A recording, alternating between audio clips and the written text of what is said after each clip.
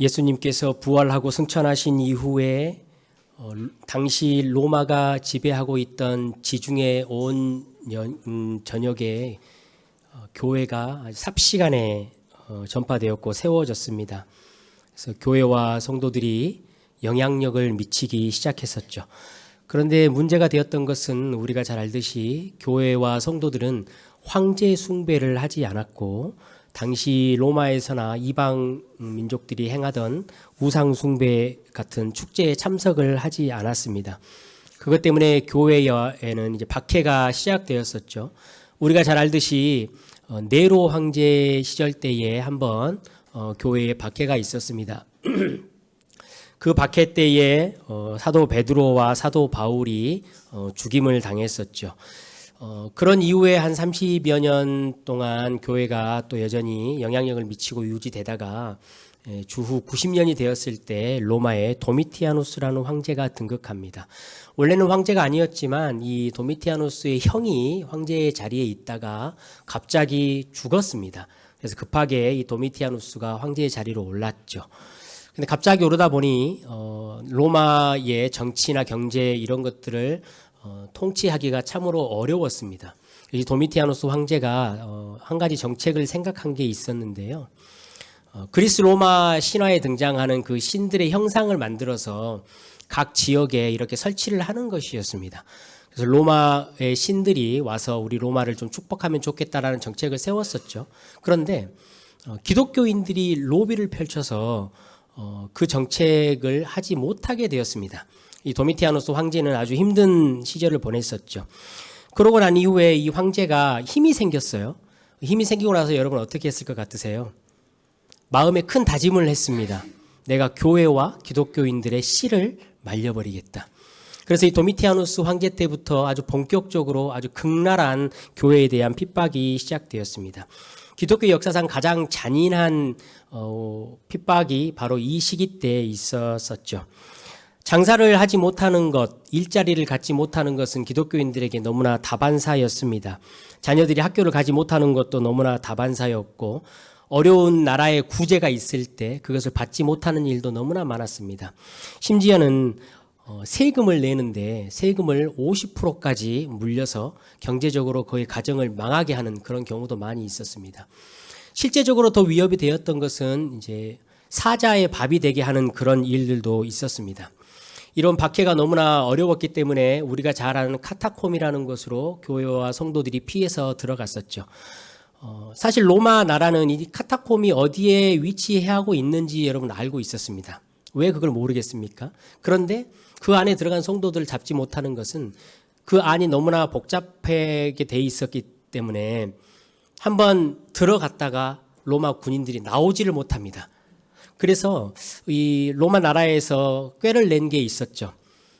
기독교인의 가정을 초청을 합니다. 그래서 같이 아주 좋은 분위기로 식사를 하죠. 설득을 시키는 거예요.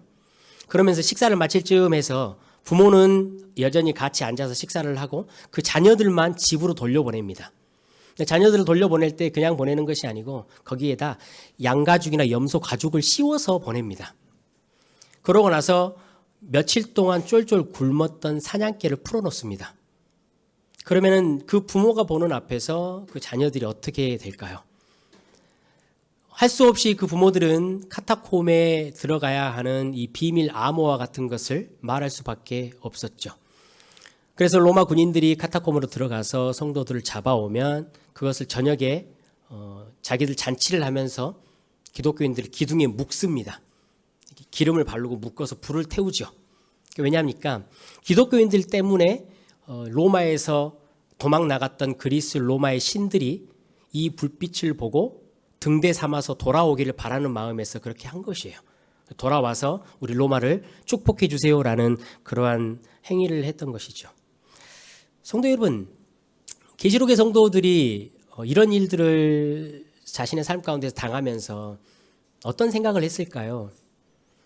아마 우리가 지금으로서는 상상하지 못할 일들이겠죠. 하나님을 찾고 또 찾았을 거예요.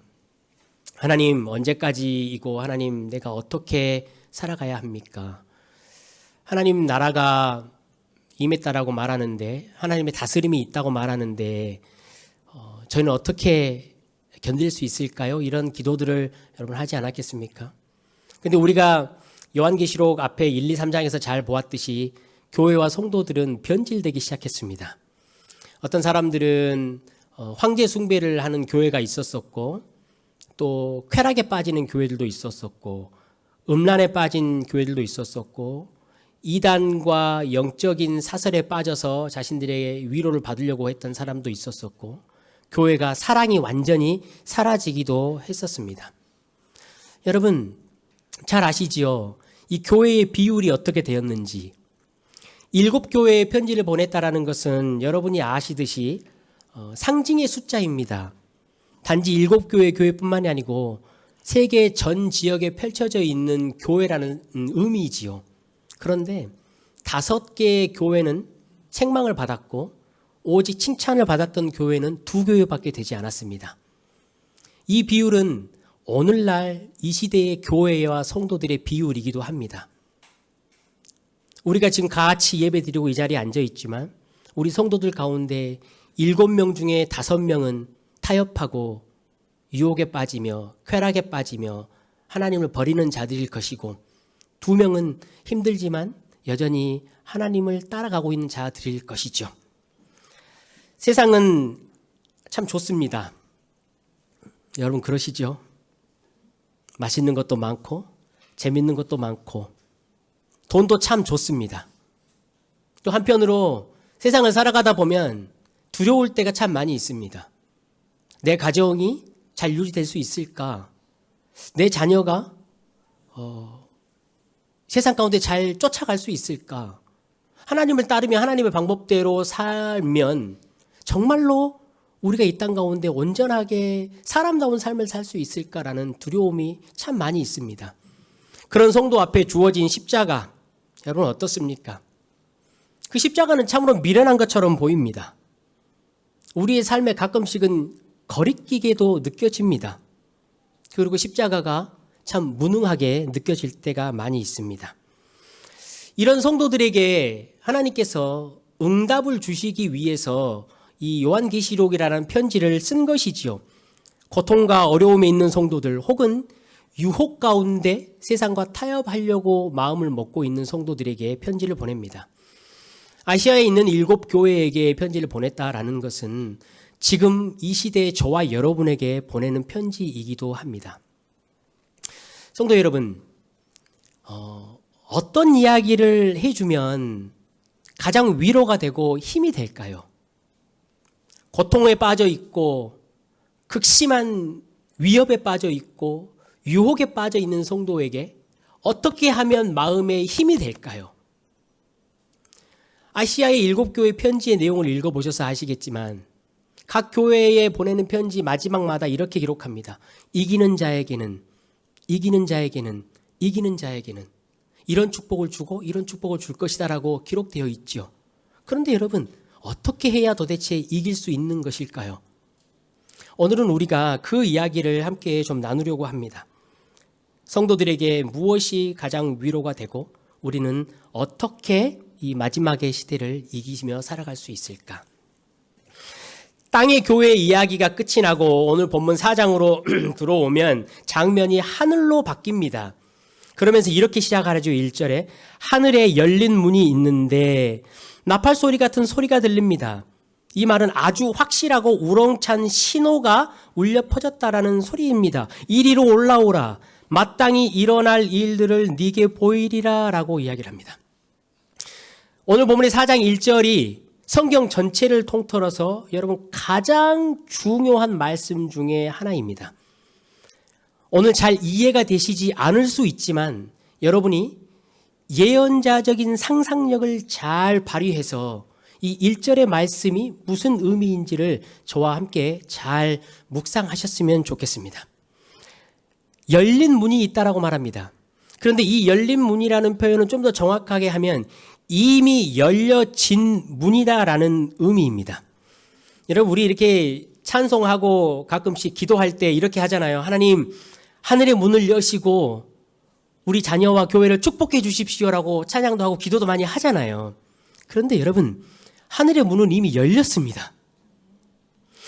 하늘에 열린 문이 있었다라는 것이 무슨 의미냐면 하늘과 땅이 이미 만났다라는 의미입니다. 하늘에 길이 생겼다라는 의미이지요. 하나님의 뜻이 하늘에서 이루어진 것과 같이 이미 이 땅에서도 하나님의 뜻이 이루어지기 시작했다라는 의미입니다. 구약성경의 야곱의 이야기를 여러분 한번 생각해 보십시오. 야곱이 형을 피해서 도망갑니다. 광야에서 마음이 엄청 괴로웠죠. 그럴 때 광야에서 밤에 돌을 베고 잠을 잡니다. 그때 여러분 어떤 꿈과 환상이 있었죠? 사다리가 나타났어요. 근데 이 사다리가 어디에 닿았죠? 하늘에 닿았다라고 돼 있어요. 그래서 그 사다리 위에 하나님의 천사가 오르락 내리락 하는 것을 보았어요. 야곱이 잠을 깨서 이렇게 고백합니다. 여기가 하나님의 집이구나. 여기가 하나님의 문이구나. 하나님이 여기 계시는지를 내가 알지 못했구나라고 고백을 합니다. 그게 무슨 말입니까? 하늘이 이미 열렸고 하나님의 일들에 놀라운 것들, 그 하나님이 이미 자기와 함께 하고 있다라는 사실을 이제야 보았다라는 의미이지요. 요한복음 1장에 보면 그 마지막 즈음에 예수님께서 이렇게 말씀하십니다. 하늘이 열리고 하나님의 천사가 인자 위에서 오르락 내리락 하는 것을 보리라. 예수 그리스도로 말미암아서 하늘의 문이 이미 열렸습니다. 그래서 우리에게 마땅히 하늘에서 일어나고 있는 일들, 그리고 일어날 일들을 보여주겠다라고 이야기를 합니다. 성도 여러분, 하늘에서 지금 일어나고 있는 일을 보여주겠다라는 말은 이거는 실시간 방송과 같은 것이에요. 지금 라이브 스트리밍으로 하나님의 나라에서 하늘에서 어떤 일이 이루어지고 있는가를 보여주겠다라는 거예요. 성도의 이김의 방법이 무엇인가? 성도가 어쩔 때 이 험한 세상에서 마음의 위로를 받을까? 여러분, 열린 하늘의 일을 보는 것이에요. 그 하늘에서 어떤 일이 이루어지고 있는 것을 볼 때에 성도는 위로를 받고 힘을 얻는 것이지요. 오늘 본문에 그것을 우리에게 보여줍니다. 어떤 일이 일어났습니까? 여러분, 가장 먼저 보좌가 보였어요. 그 보좌에 누군가가 앉아 계셨어요. 그런데 그 앉아 계시는 분이 누군지를 말로 형용할 수가 없었어요. 그래서 보석으로 표현하지요. 가장 빛나는 분이셨어요. 가장 아름다우신 분이셨고 이 보석이 가장 능력 있는 정의와 공의를 나타내는 색깔이고 보석이에요. 그 보좌에서 하나님께서 정말로 권능으로 다스리고 계신다라는 것을 보여주신 것이지요. 그리고 그 보좌를 둘러서 무지개가 보였어요. 여러분, 사도 요한이 이 무지개를 보았을 때 어떤 생각이 가장 먼저 들었을까요? 노아의 언약이 생각났어요. 그 언약의 무지개가 무슨 의미지요? 더 이상 내가 너희들을 심판하지 않겠다라는 거예요. 내가 심판을 잡겠다라는 의미지요. 성도들에게 이 무지개를 보여주시는 거예요. 성도 여러분, 계시록 당시를 살던 성도들은 너무나 괴롭고 힘들었어요. 하나님이 어디 계시는지 물어볼 정도였어요. 그래서 마음에 믿음이 떨어지니 이것이 하나님이 나에 대한 심판인가? 내가 도대체 하나님에게 무엇을 잘못했는가라고 고백하기 시작했죠. 그럴 때 우리에게 무지개를 보여주신 거예요. 너희들이 힘들고 어려운 것은 하나님이 내가 너희를 심판함이 아니다라는 것을 확신시켜 주시는 것이지요. 그 대신에 우리 성도들에게 깨어있으라라고 말씀하시는 거예요. 너희가 어렵고 환난이 있을 때 정신 차려라. 기도할 때다. 타협하지 말아라. 라는 것을 우리에게 말씀해 주시는 거예요. 여러분, 그 보좌에서 어떤 소리가 났습니까? 우레와 번개와 큰 음성 소리가 났어요. 마치 시내산에서 하나님이 나타나셔서 이스라엘 백성과 세상을 호령하며 그 영광과 권능으로 다스리고 계시는 그 모습을 아주 선명하게 보여주시는 것이지요. 그런데 그 보좌 앞에 하나님의 7 영이 있었어요. 그 7 영은 성령님을 말씀하시는 거예요. 하나님이 이 땅을 권능으로 능력으로 다스리실 때에 성령으로 함께 다스리시겠다라는 의미지요. 그런데 그 보좌를 둘러서 보좌 앞에 또 네 생물이 있었어요. 천사의 모양을 하고 있었죠. 그런데 그 천사의 모양이 보면 눈이 사방에 있었다라고 말을 해요. 여러분, 하나님의 다스리심이 어떻게 이 땅 가운데 온 우주에 펼쳐지냐면 전능하신 하나님이 성령을 통해서 이 땅을 다스리시되 그 천사를 수행자들 삼아서 다스리시는 거예요. 그런데 하나님이 철저하게 보시는 거예요. 많은 눈들이 그것을 의미해요. 하나님이 놓치는 부분이 하나도 없다라는 의미예요. 하나님이 모든 것을 알고 계신다라는 의미예요. 저와 여러분의 삶의 구석구석을 치밀하게 하나님이 보시고 아시고 다스리신다라는 말씀을 우리에게 하시는 것이죠. 성도 여러분, 그 보좌 앞에 또 무엇이 있었습니까? 수정과 같은 바다가 있다라고 말을 해요. 성경에 원래 바다는 무엇을 의미하지요? 악의 상징이에요. 악의 출처가 악의 군원이에요. 그런데 그 악의 군원을 수정과 같이 깨끗하게 정리를 하신 거예요. 심판이 끝났다라는 거예요. 우리 하나님이 이기셨다라는 의미예요. 그것을 보여주시는 것이지요. 죄를 이기셨고 사망을 이기셨고 하나님이 로마의 그 압제도 이기셨다라는 거예요. 성도 여러분, 우리 하나님이 이기셨지요? 이미 승리하셨지요? 그런 이후에 8절에서부터 마지막 이어지는 11절까지 여러분 뭐가 나오냐면요. 찬양이 나와요. 어떤 찬양이었죠?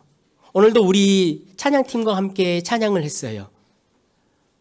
거룩하다, 거룩하다, 거룩하다. 전능하신 이시여. 어제도 계셨고 지금도 계시고 이제 곧 다시 오실 분이시다. 그분은 세세토록 있으신 분이시다. 여러분, 이 찬양의 의미가 무엇일까요? 하나님의 영원이라는 시간이 이 땅 가운데 이미 침투했다라는 의미예요. 우리 하나님의 승리하심, 그 완전한 심판의 승리하심의 그 영원한 시간이 저와 여러분의 삶 가운데 뚫고 들어왔다라는 의미예요. 하늘과 땅이 그렇게 만난 것이지요. 요한계시록 성도들에게 이렇게 말씀하는 거예요. 너희들 힘들지? 로마의 권세와 로마의 힘과 그 핍박이 고통스럽지? 그러나 금방 끝날 거야. 금방 지나가는 거야. 왜냐하면 이 땅에 너희들은 이미 영원의 시간을 시작했잖아. 그 영원의 시작에 그 시간에 비유해 보아라. 금방 지나간다. 다 끝난다. 그 이야기를 하시는 거예요. 성도 여러분, 우리 인생 가운데 산적한 문제들이 있고 경제적인 문제와 자녀들의 문제, 괴로움의 문제가 있을 때 우리는 이것이 정말로 영원할 것처럼 너무나 괴로울 때가 많이 있어요. 저도 거기에는 예외가 없어요. 빨리 자식들이 좀 컸으면 좋겠어요. 그런데 이럴 때마다 하나님이 우리에게 이렇게 말씀하시는 거예요. 아들아, 딸아, 영원에 잇대어 너희의 삶을 생각해라. 영원이라는 시간 안에서 너희의 시간들과 너희의 일들을 생각하라는 거예요. 사도 베드로가요, 그 지중해 지역에 흩어져 있는 교회들에게 편지를 써요. 어떻게 편지를 쓰냐면요, 3장에 보면 사랑하는 자들아 이렇게 말하면서요, 너희가 이것을 꼭 기억했으면 좋겠다. 하나님에게는 하루가 1000년 같고 1000년이 하루 같은 거예요.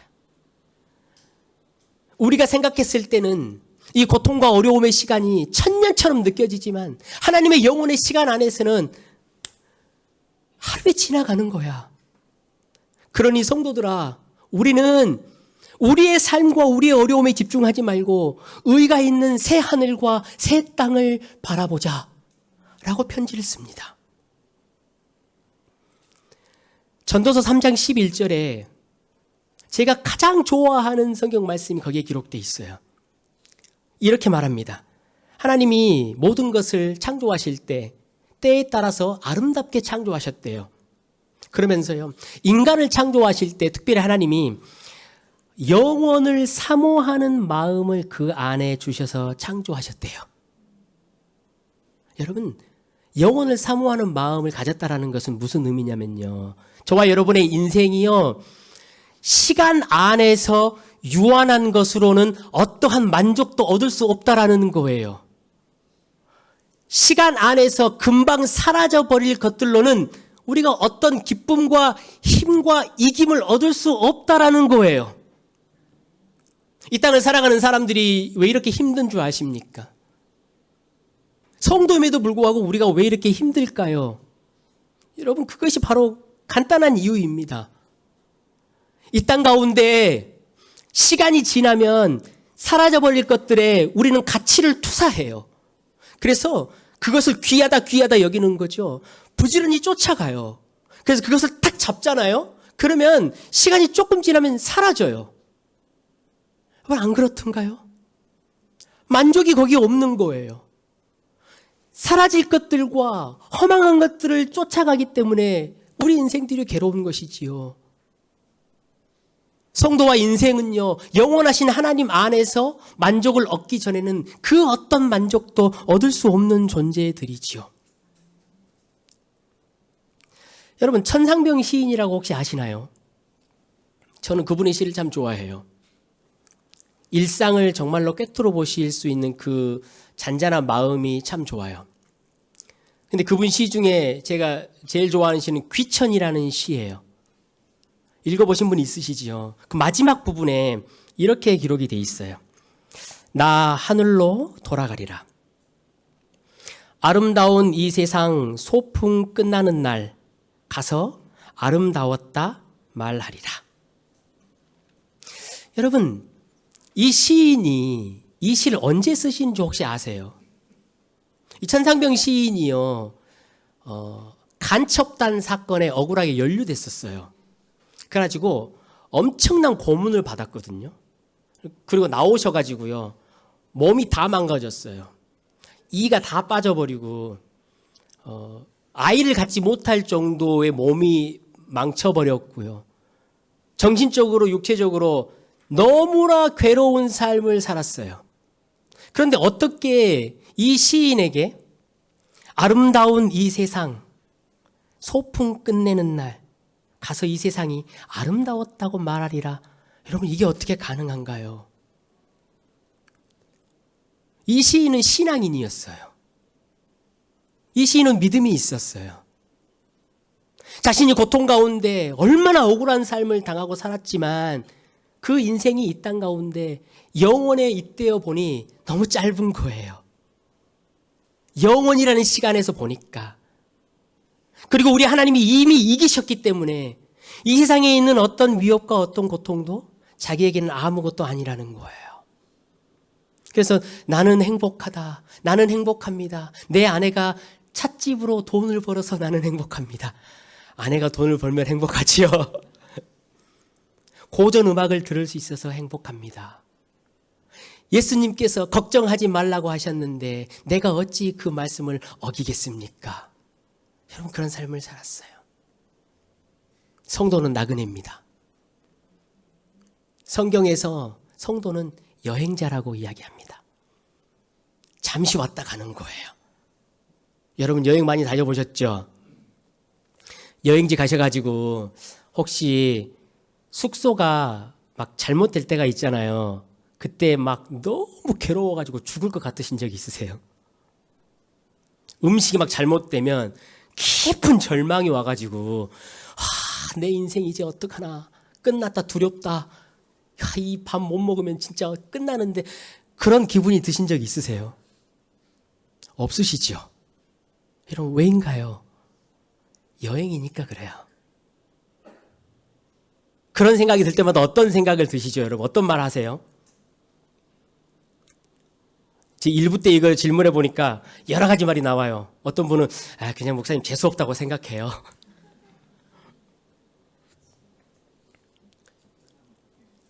저는 아이들에게 이렇게 말했어요. 야, 이것도 다 추억이야. 이것도 다 추억이야. 성도 여러분, 성도의 위로와 이김이 어디 있습니까? 우리는 이미 승리했습니다. 그렇죠? 하나님 승리하셨어요. 그리고 그 영원이라는 시간이 여기로 들어왔어요. 지금 이 땅에 우리에게. 그 영원에 잇대어서 여러분의 삶을 생각하시는 한 주 되시길 주님의 이름으로 축원합니다. 아마 여러분 말씀 들으시면서 이런 생각하실 거예요. 목사님, 오늘도 여전히 공상 같은 말씀을 하시는군요. 뜬구름 같은 말씀을 또 하시는군요. 아니, 하늘에 있는 일이 이 땅과 만났다는데 그것이 어떻게 위로가 되고 어떻게 이김이 됩니까? 그것이 도대체 무슨 상관이 있습니까? 라는 생각이 드실 거예요. 근데 여러분, 아주 큰 한 가지 이유가 있습니다. 왜 그런 생각이 드는지. 오늘 본문 8절부터 11절까지 이렇게 쭉 내려보시면 네 생물과 24장로들이 등장하지요. 근데 여러분, 이 네 생물과 24장로가 무엇을 하고 있나요? 예배를 드리고 있는 거죠. 예배를.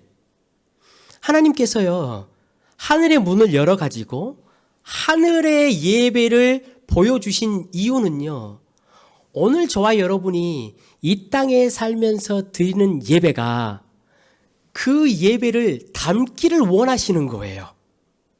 담기를. 그래서요, 네 생물을 여러분 한번 보시면 이 네 생물은 예배를 드리고 있어요. 그렇죠? 성경에 요한계시록에 특히 이 4라는 숫자는요, 사방을 상징하는 거예요. 그래서 전체라는 의미예요. 네 생물, 여러분 사자, 송아지, 사람, 독수리 등장하지요. 이거는 이 땅에 존재하는 창조물들을 상징해요. 그러니까 네 생물이 예배를 하고 있다라는 말은 이 땅에 창조되어 있는 모든 창조물들이 지금 하나님 앞에 예배하고 있다라는 거예요. 근데 여러분, 이렇게 주변을 돌아보시면 어떤가요? 모든 만물들이 하나님을 찬양하고 있는 것처럼 보이시나요? 그치요? 겨울이 되어서 다 죽어버린 것과 같은 나무들에서 시간이 지나면 아름다운 꽃이 피잖아요. 하나님의 영광을 나타내고 하나님의 아름다움을 나타내잖아요. 시편에도 보면 하늘이 하나님의 영광을 나타내고 궁창이 하나님의 솜씨를 자랑하는도다. 낮이면 낮마다 하늘은 하나님의 영광을 말하고 밤이면 밤마다 궁창은 하나님의 지혜를 선포하는도다 라고 말해요. 이 네 생물과 이 땅에 있는 모든 창조물들은 하나님은 마땅히 예배하고 있어요. 그러면 저와 여러분은 어떤가요? 우리는 하나님을 예배하고 있나요? 24장로도 예배를 해요. 하늘에서. 이 24장로도 여러분 상징이에요.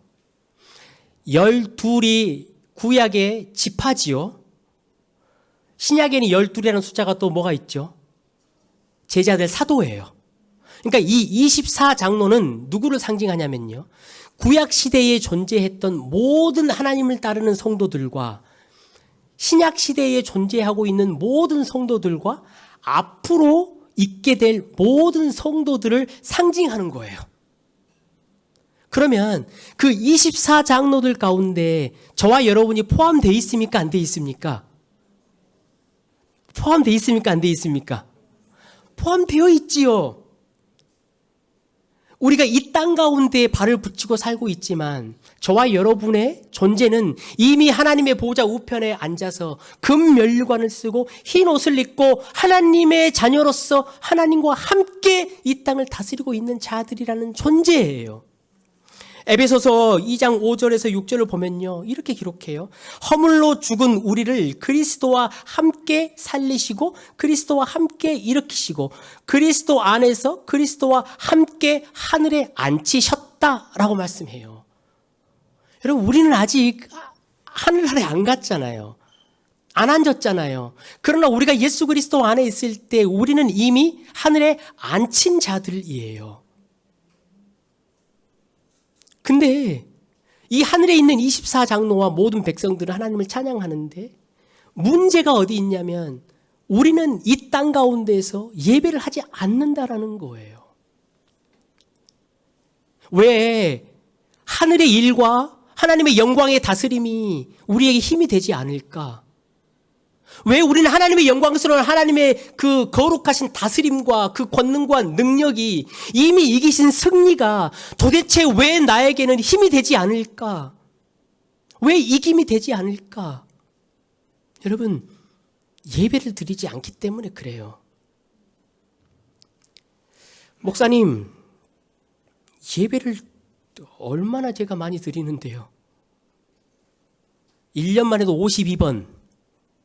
새벽 기도 오시는 분들은 일주일에 곱하기 3 내지 4. 금요일 날 오시는 분, 전도 나가시는 분. 여러분, 예배 엄청나게 많이 드리잖아요. 우리가 예배를 드리지 않으면요, 우리는 우리의 존재가 어떤 존재인지를 계속 망각해요.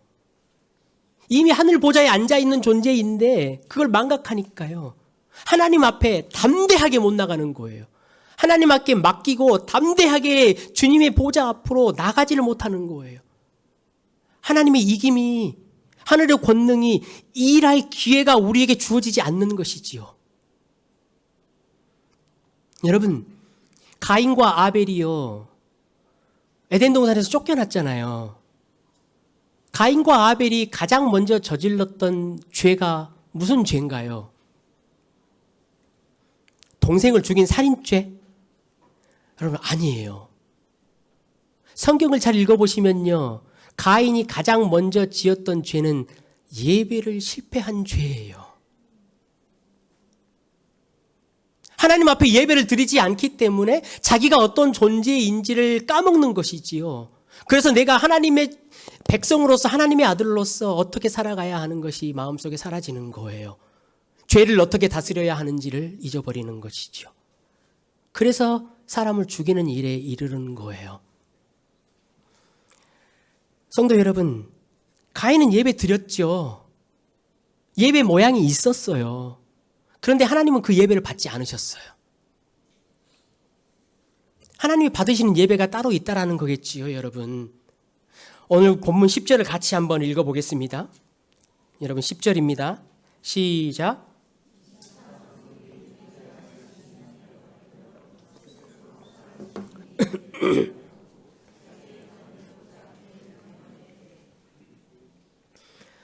예배의 모습이 여러분 등장하지요. 어떤 예배가 참된 예배입니까? 자기의 왕관을 보좌 앞에 내어놓는 거예요. 나의 왕관을 하나님 앞에 내려놓는 거예요. 여러분, 우리 이렇게 여기서 예배 드리다가 여기서 하나님 찬양하고 하나님께 도움을 구하고 우리의 삶으로 돌아가면 어떻게 삶을 사시나요? 아마 이렇게 살지 모르겠어요. 하나님, 저만 믿으세요. 하나님, 저만 믿으세요. 그리고 하나님은 제 옆에서 그닥 간섭을 하지 않으셔도 좋은데 휴게소 역할만 좀 해주세요. 내가 계획을 세우고 생각을 하고 고민을 해서 내가 열심히 일을 해 나갈 때, 내가 힘들고 지칠 때 하나님 그냥 그런 것들은, 일하는 거는 놔두시고 그냥 휴게소 역할만, 내가 잠시 찾아와서 하나님 잠깐 쉬었다가 또 나가면 하나님 저만 믿으세요. 제가 알아서 다 합니다. 이렇게 말하기를. 자기를 예배하는 거죠. 여러분, 저도 마찬가지고 하나님 앞에 정말로 솔직해야 될 필요가 있어요. 우리는 하나님을 마치 비상낙하산과 같이 생각하며 살아가요. 비상낙하산은요, 공중에서 뛰어내릴 때 가슴에 달고 뛰어내려요. 왜 비상낙하산을 갖고 뛰어내리냐면, 본 낙하산이 있는데 이게 만약에 혹시나 기능을 하지 않으면 이 비상낙하산을 펴서 살 수 있는 거잖아요. 그러니까 이 본 낙하산이 안 돼서 비상낙하산이 있으면 그냥 안심은 되는 거예요. 그런데 그 공중에서 뛰어내린 사람들에게 한번 물어보세요. 그 비상 낙하산을 사용해야 되는 상황이 오지 않기를 다 바라는 거죠. 누구도 비상 낙하산을 써야 될 상황이 오기를 바라지 않아요. 우리가 하나님을 그렇게 생각하는 거예요, 여러분. 내가 하루하루를 살아갈 때 하나님이 계시니까 그냥 힘들고 어려울 때는 찾아와서 하나님께 그냥 안심되는 뭔가는 있어요. 그러나 내 진짜 삶에서 내 삶을 결정하고 자녀를 양육하고 사업을 해가고 일을 해나가고 공부를 할 때에 하나님을 앞으로 내세우는 것은 정말로 싫어요. 하나님을 앞세우고 내가 그 하나님을 쫓아가며 하나님의 권능과 하나님의 계획에 의지하고 그분을 신뢰해야 되는 그 일이 오지 않기를 바라는 거예요. 여러분, 우리는 왕관을 내려놓지 못하고 형식적인 예배만을 계속 드리기 때문에 하늘의 것들이 우리에게 이김이 되지 않는 것이지요. 왜 하늘의 능력이 내 자녀와 가정과 사업에 침투하지 못합니까? 여러분, 내 머리에 내 왕관이 있기 때문에 그래요. 여전히 내가 주인이고 내가 왕이 되어 있기 때문에 그래요. 성도 여러분, 예배라는 이 단어의 진짜 원 의미는요, 내가 땅으로 앞쪽으로 꼬꾸라지는 거예요. 꼬꾸라져서 상대편의 발 앞에 키스를 하는 거예요. 이게 예배라는 단어의 원래 의미예요. 우리의 왕관을 벗어놓고 하나님을 인정합시다. 하나님의 영광의 다스림과 전능의 다스림이 나와 내 가정과 우리 교회와 직장 가운데 있기를 우리 담대하게 신뢰합시다. 담대하게 우리의 것들을 주님 앞에 내놓읍시다. 그때 우리 하나님이 듣고 반드시 일하십니다. 열린 하늘 문에서부터 하나님의 권능이 어떤 것인지 저와 여러분에게 맛보게 해주십니다. 예수님이 우리에게 약속하셨습니다. 너희가 두세 사람이 내 이름으로 예수의 이름으로 모인 곳에 나도 너희와 함께 하겠다라고 말씀하셨어요. 예수의 이름으로 모인다라는 것이 여러분 무엇입니까? 나를 부인하고 자기를 부인하고 예수 그리스도를 따르는 삶이에요. 내가 예수에 앞서가는 것이 아니고 예수의 한 발짝 뒤에서 따라가면서 주님이 앞서가십시오라고 고백하는 자, 그 자들이 모인 곳에 하나님이 함께 하시겠다라고 약속하셨어요. 사도행전에서도 여러분 동일한 약속을 하셨어요. 사도들이 잡혀가고 고통 가운데 빠져 있었죠. 그때 교회들이 항상 기도했어요.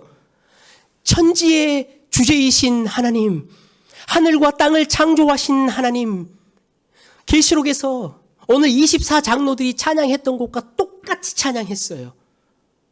세상의 왕들과 세상의 사람들이 자신의 힘과 권세로 우리를 누르고 세상에 많은 사람들이 유혹에 빠져서 하나님의 일을 얼그러뜨리려고 하나 우리는 하나님을 신뢰합니다. 나의 왕관을 주님 앞에 벗어놓습니다라고 기도하고 하나님 앞에 고백했을 때 그 장소에 무슨 일이 일어났습니까? 모인 곳이 땅이 진동하고 모든 사람들이 성령에 충만하였더라라고 기록합니다. 이번 한 주 저와 여러분이 그런 한 주가 되시기를 주님의 이름으로 간절히 축원합니다. 제가 과거에 학생들 코스타 집회를 아이들을 데리고 간 적이 있었어요. 이 코스타 집회는 미국과 캐나다에 있는 한국 학생들을 봄방학 때 이렇게 모아요. 그래서 1.5세나 2세 아이들을 데리고 집회를 하는 모임인데요. 스프링 방학 때 한 1000명에서 1500명이 교회에 이렇게 모여요.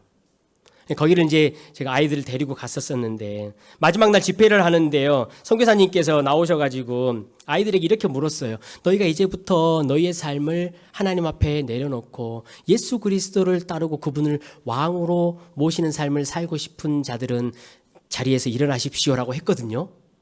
그러니까 절반이 되는 학생들이 일어난 거예요. 절반이. 그러니까 여러분 아시겠지만 그런 집회 가면요. 한 절반 정도는 교회 오빠 만나러 오는 아이들이 많이 있어요. 교회 오빠도 만나고 인스타에 팔로워도 좀 하고 마팔도 좀 하고 하려고 오는 아이들이 있거든요. 그러니까 그 아이들이 다 일어서니까 선교사님이 보고 이거는 아닌지 아신 거죠. 다 자리에 앉으라고 그런 거예요. 그랬다가 선교사님이 다시 아이들에게 호출을 했어요. 너희들이 정말로 예수 그리스도를 너희 삶의 주인으로, 하나님을 너희 왕으로 모시고 살아가고 싶으면 지금 숙소에 가서 너희들의 핸드폰, 너희들의 패드, 너희들의 노트북을 다 가지고 와서 저 십자가 앞에 갖다 놔라.